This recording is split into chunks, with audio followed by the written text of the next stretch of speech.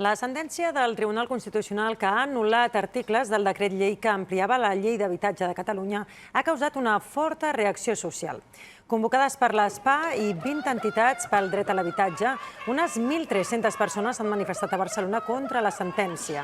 Una resolució que anul·la mesures contra els desnonaments i pel lloguer social obligatori i creuen que milers de famílies poden quedar sense llar. Des de l'Arc de Triomf i la seu del TCJ han anat fins al Parlament de Catalunya.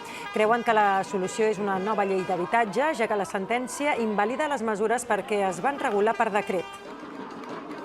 Si no ho evitem, un mínim de 3.500 famílies que estaven esperant el lloguer social que els donava aquesta llei seran desnonades d'aquí a res. Si cal una llei i no un decret llei, aconseguirem una nova llei. Exigim als caps de llista de les eleccions catalanes i al futur govern que aprovin d'urgència una nova llei que recuperi article per article les mesures anul·lades. Volem que aquesta sigui la primera llei que aprovi el nou Parlament i així els hi demanem.